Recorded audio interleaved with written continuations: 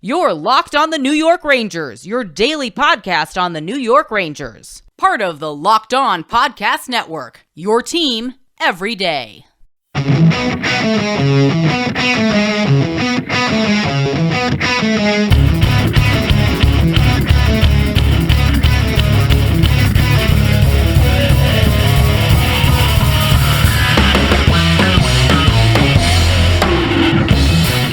Welcome back, Blue Shirts fans, to episode number 638 of the Locked On New York Rangers podcast. I'm your host, John Chick. Just want to thank you guys, as always, for making Locked On New York Rangers your first listen every day. We are free and available on all platforms. That song you're hearing right now is, of course, Leave the Lights On from our good friends in Passafire. You can check those guys out anywhere you get your music. And today, we are T-minus, about 12 hours away from the start of free agency. Always a very, very exciting time here. I know a lot of Ranger fans, a lot of hockey fans in general, going to have a hard time falling asleep tonight because there's going to be just absolute madness starting at noon Eastern time on Wednesday. It's always, one of the most exciting days on the NHL calendar, and this season figures to be no different. And what I'm going to do today, this is the final episode we're going to do before the start of free agency. And so I thought what we could do, as we did in our last episode, we're going to target even more unrestricted free agents that the Rangers could potentially look to target when all the craziness starts to happen at noon on Wednesday. And we're going to begin with somebody who, frankly, I don't think there's any way possible that the Rangers are going to be able to sign him, but there are enough Ranger fans talking about him and seemingly looking for a way to make this happen, whether it involves the Rangers shedding some cap space somewhere else or whatever it might be. But a lot of Ranger fans are hopeful that the Rangers can land Nazem Kadri tomorrow, 31-year-old center with the Colorado Avalanche, one of the most coveted free agents on the market. And believe it or not, there's actually a decent amount of reputable NHL analysts who seem to think the Rangers are in on Kadri as well. I don't see how that would possibly work. I mean, you're talking about somebody who is projected to make, I think they were saying about $9 million per season, and the Rangers right now, it sounds like they're going to be somewhere in like the $4.5 million range when it comes to signing a center, because you got to figure they're going to sign some center at some point during tomorrow's sweepstakes. I just don't think it's going to be somebody as expensive as Nazem Kadri, but we'll go ahead and we'll take a look at it. The big picture here, going to turn 32 years old this October. He played parts of 10 seasons with the Leafs and then 3 seasons with the Colorado Avalanche, and again, by most accounts, somebody that's going to really cash in when free agency begins here. One of the top names available, right up there with Johnny Gaudreau, Patrice Bergeron, all the big names that are going to be available tomorrow. And the reason, or part of the reason why he's so coveted is based largely on what he did this past season. Just had a career year across the board, 71 games with the Colorado Avalanche. He scored 28 goals. That was the third most of his career.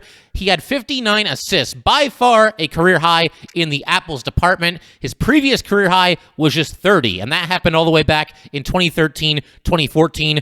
He was also a plus 13 this past season. He had 29 points on the power play, 150% of his draws, and just under 50% for his career as far as face-off success is concerned.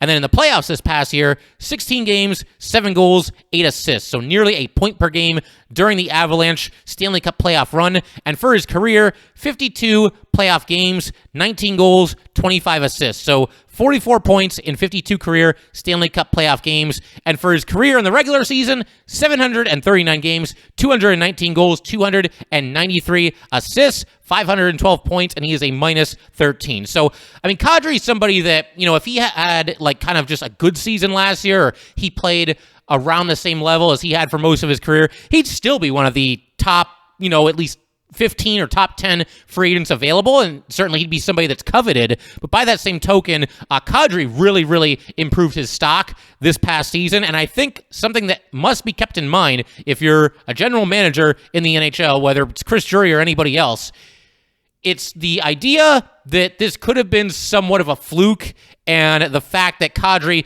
might have been benefiting from playing on such a star-studded Colorado Avalanche team. But bottom line, somebody tomorrow, it certainly seems like, is going to give Nazem Kadri top dollar. I don't think it'll be the Rangers, but whoever it is, I gotta say, I think the buyers should beware at least a little bit, because Kadri is going to be getting paid once again largely due to what he did last season, and not so much for the player he's been throughout his entire career. And he's been a good player, do not get me wrong there, but he hasn't performed at the level that we saw last season. And now that he's into his early 30s, he'll be 32 in October, fair to wonder if he'll ever have a season quite like the one that he just had.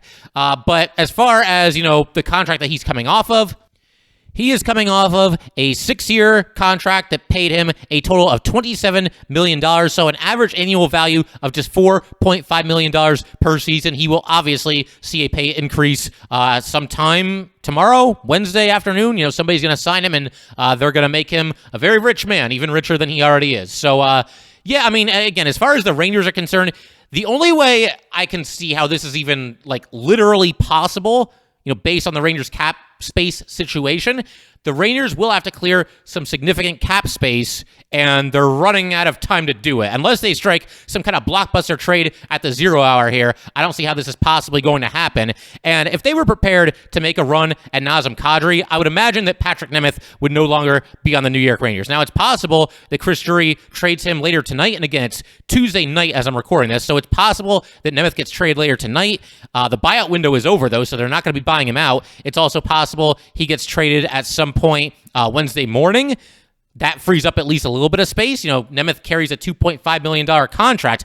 But beyond that, you're going to need to create even more cap space. And the only other way that I can even see how this is remotely possible, you would probably have to trade Jacob Trouba. Now, hold on, because I know Trouba, very polarizing New York Ranger. He has his supporters, he has his naysayers, and he also has an $8 million annual cap hit. And he also has a full no-move clause. And by no means am I sitting here saying that the Rangers should try to convince Jacob Trouba to waive his no-move clause and then push him out the door. I like Trouba. I think he brings a lot of good things to the New York Rangers, and I don't see this happening. I mean, first of all, the idea of striking a trade that quickly and getting Trouba to waive his no-move clause, I guess never say never. You never for sure know what's going on behind closed doors, but I don't think there's any way that this happens. We don't even have any indications that Jacob Trouba would even be willing to consider waiving his no-move clause. And beyond that, as far as freeing up cap space, I mean, Ryan Lindgren's got a $3 million contract. Do you trade him? I mean, I would not want to do that at all. I think Ryan Lindgren is a steal at $3 million. I just don't see any way possible for the Rangers to open up enough cap space to sign somebody like Nazem Kadri for the average annual value that he is certainly going to command when free agency happens. If the Rangers somehow land Nazem Kadri, hey, I'll love it. I mean, he's a great player. I'll be the first to stand up and say I was wrong.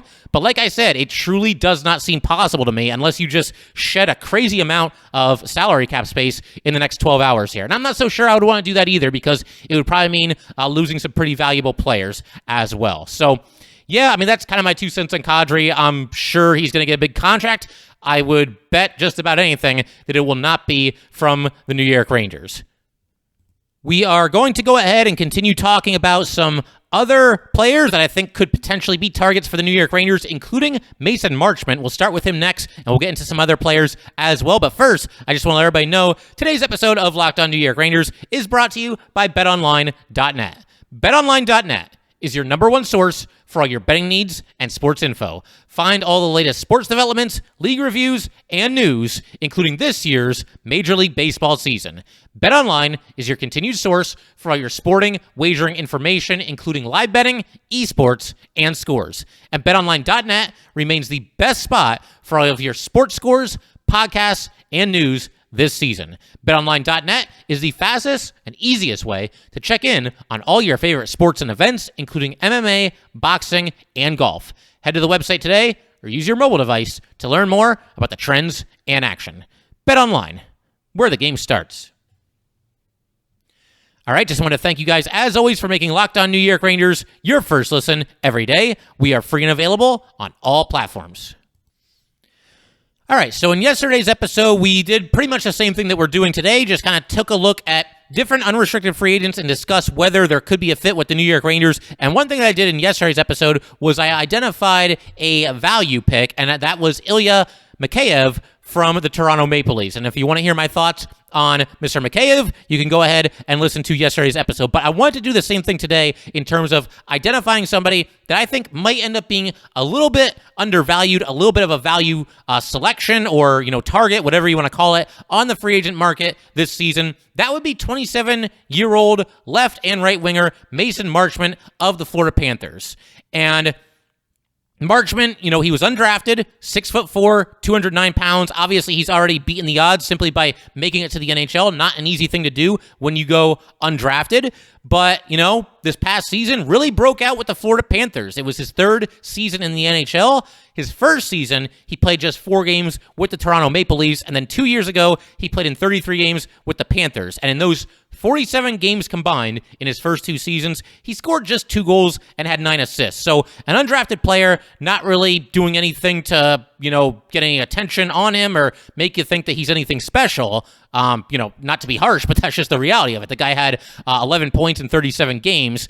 And then this past year, one of the most out-of-nowhere surprise seasons probably in the entire league last year, ends up skating in 54 games with the Florida Panthers. He scored 18 goals and picked up 29 assists for a total of 47 points in 54 games. So, again, just an out-of-nowhere breakout season.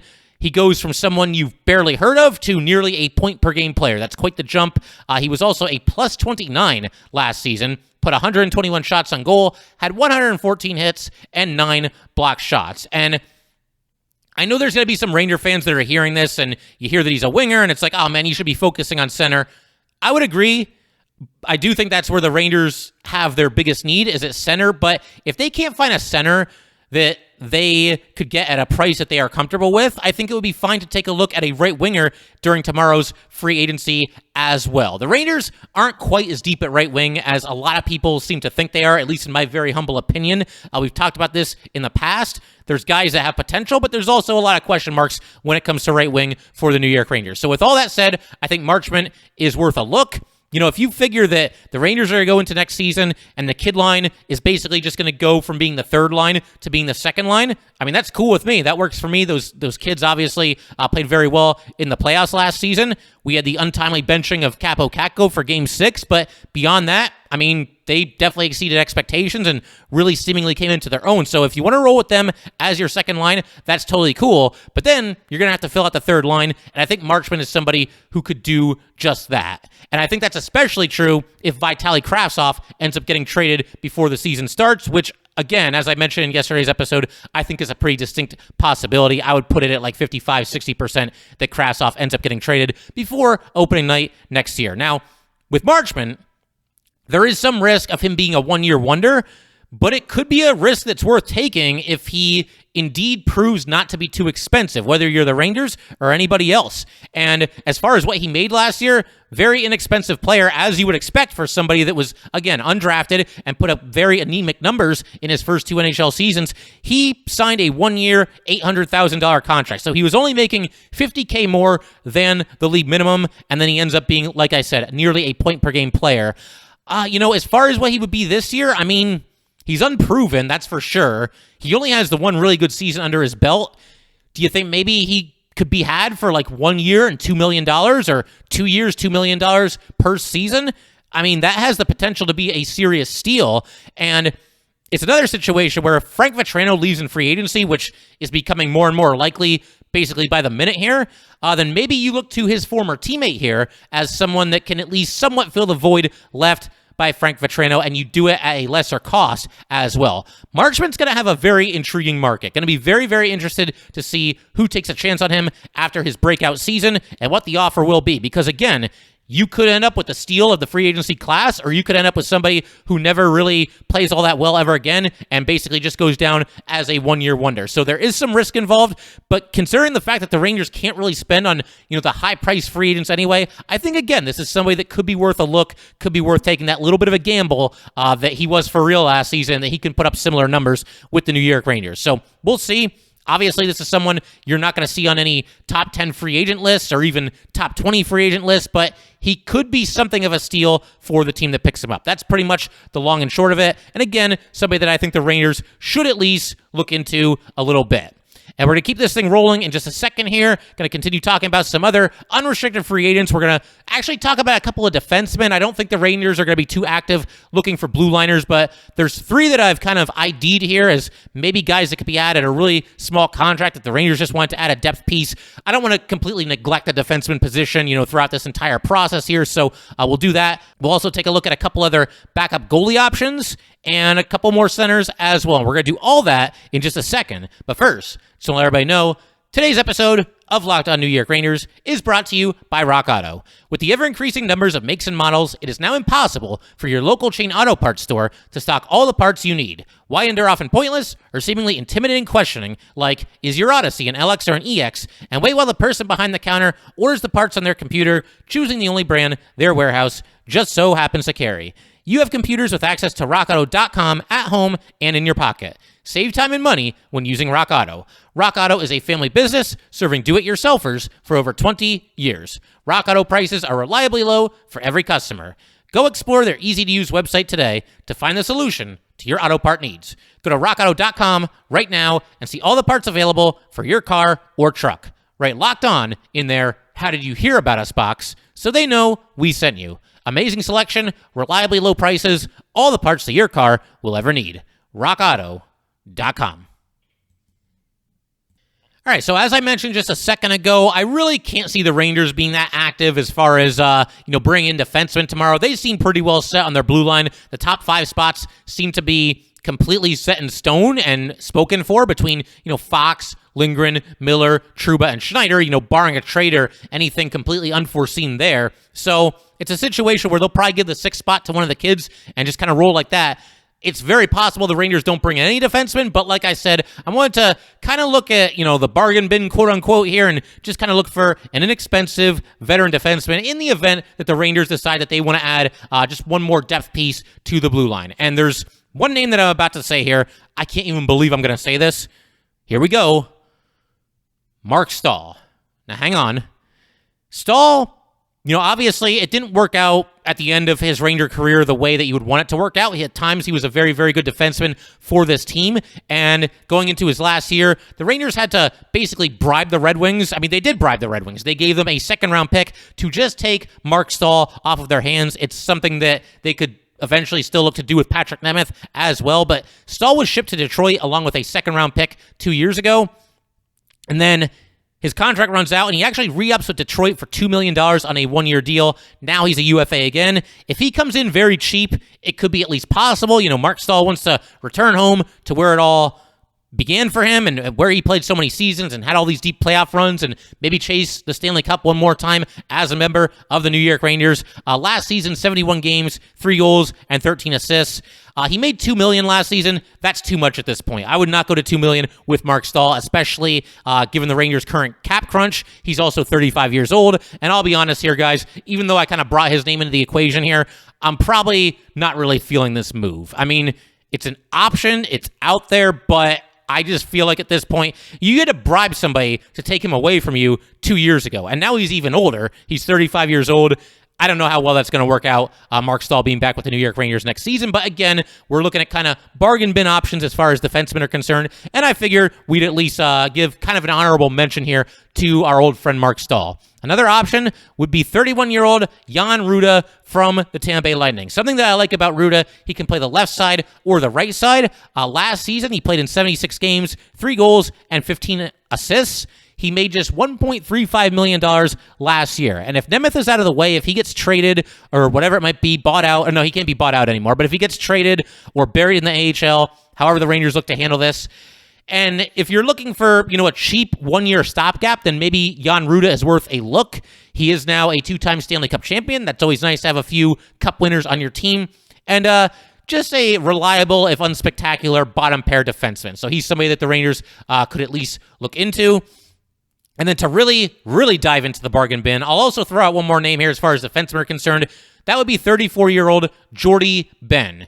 He, too, can play right or left side, so it's nice to have that versatility, that flexibility. He played in 39 games with the Wild last season, 1 goal and 7 assists. He was a +1 in that time.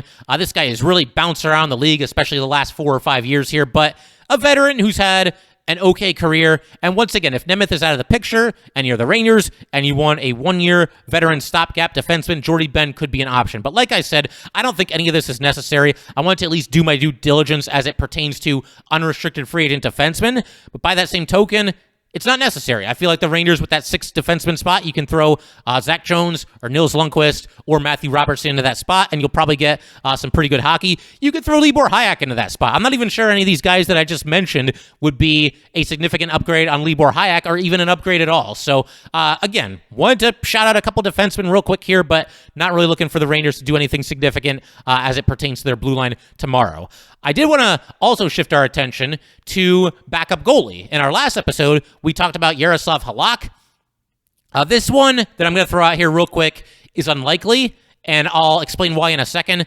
But I can't help but look at Ilya Samsonov, formerly of the Washington Capitals. He surprisingly was not issued a qualifying offer from the Washington Capitals, despite being only 25 years old, and despite the fact that the Capitals picked him number 22 overall in the first round back in 2015. Now, he did scuffle a little bit last season, had a solid record at 23, 12, and 5, but he had a 302 goals against average and an 896 save percentage to go along with 3 shutouts. But his other 2 seasons with the Capitals, and again, this is somebody that's only 3 years into his NHL career, his other 2 seasons with the Capitals, he had significantly better numbers, a 269 goals against average and a 255 goals against average in descending order, and then with save percentage 902 2 years ago and 913 his rookie season. These are not sparkling off-the-chart numbers, but I'm pretty surprised that somebody with his resume, who is a former first-round pick, would basically just be cut loose by the very team that drafted him in the first round. I'm not sure why the Capitals did that. I feel like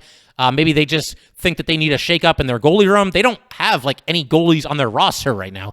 Vitek Vanacek was traded as well, so that's a situation to keep your eye on, but I don't think it'll end up being Samsonov, because I think a lot of teams around the NHL probably realize what I just said, and that's that it didn't really make any sense for the Capitals to just cut him loose like this. And I think that somebody around the league is going to give Samsonov a better contract than certainly the Rangers would be able to. So I think a more realistic target to, once again, just kind of look at the different UFAs would be 29-year-old David Rittich of the Nashville Predators. He really struggled this past season.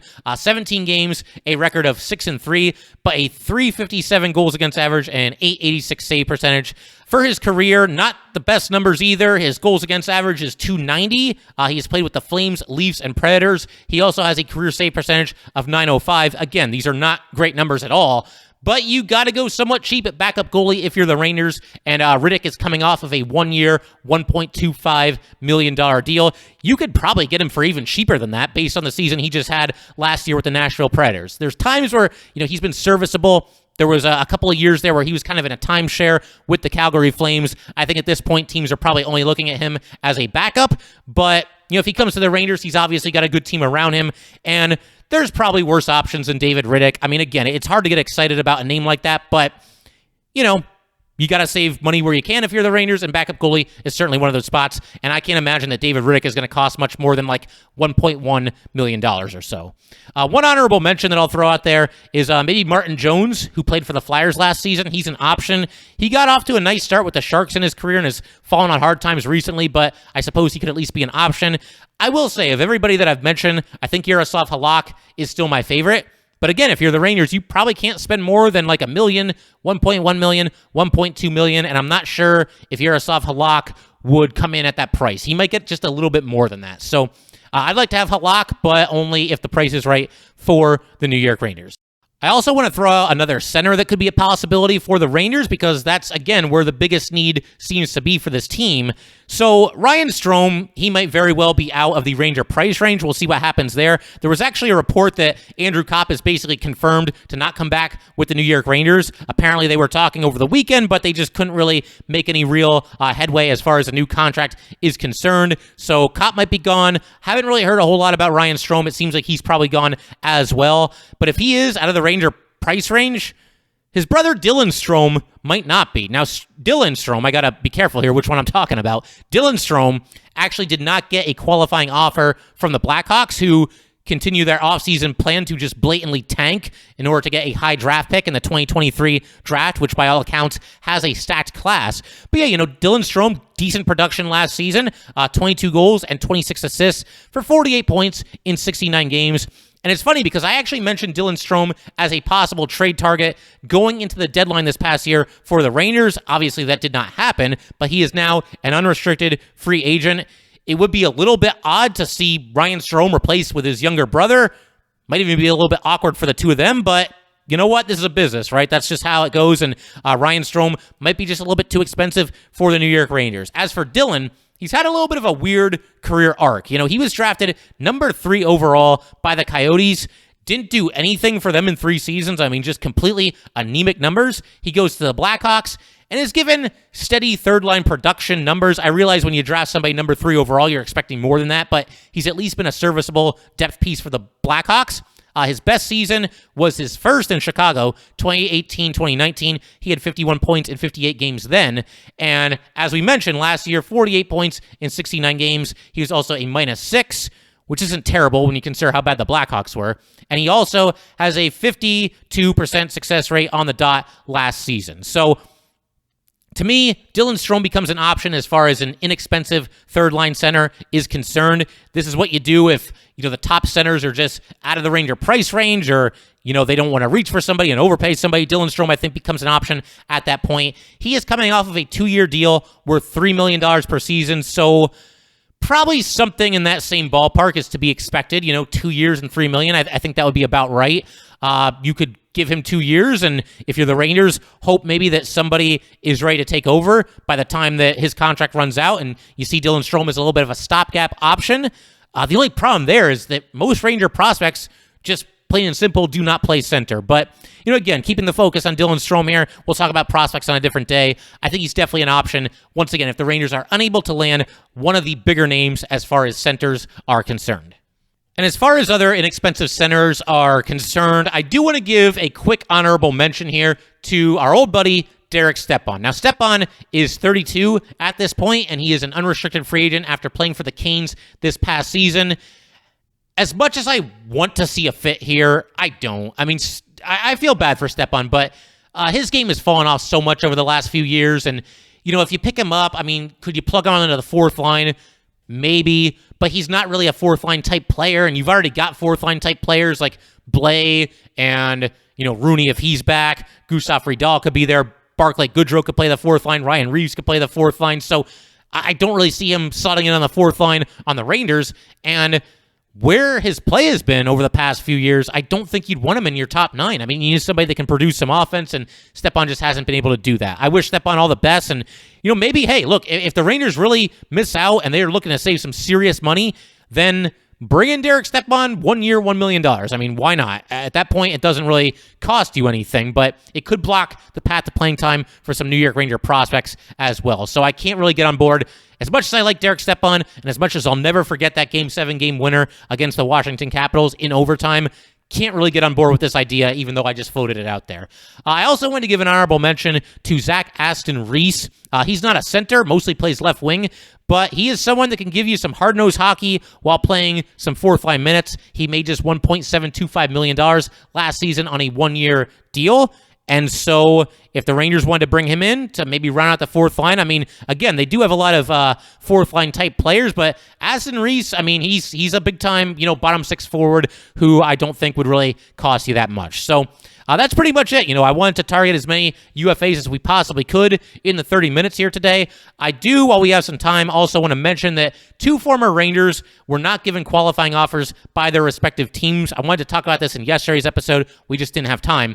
Brandon Lemieux did not get a qualifying offer from the Kings, and Brett Howden did not get a qualifying offer from the Knights. I would not hold my breath as far as a Ranger reunion is concerned with either one of these guys. Lemieux, for his antics, I don't think that would really fly with Gerard Gallant. It didn't really fly with David Quinn either. Honestly, I got a kick out of it at times. He was kind of known as Sean Avery Light for the New York Rangers. But with that said, I can't really get on board with bringing him back. And Brett Howden, I don't think I really have to elaborate on the reasons why. He just wasn't really that good for the New York Rangers. And like I said, their fourth line looks pretty good, and Brett Howden might not even crack the lineup on most nights.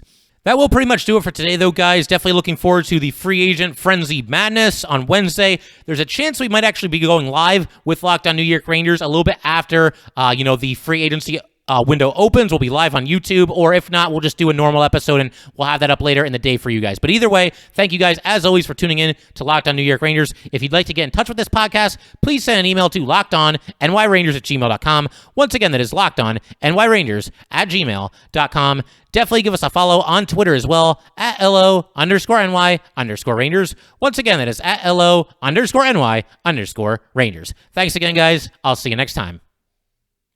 Thanks for making Locked On New York Rangers your first listen every day. Now make your second listen Locked On NHL. Locked On experts give you a daily 30-minute podcast on all things NHL all year long. Stay up to date on everything in the hockey world. Locked On NHL, your daily 30-minute NHL podcast.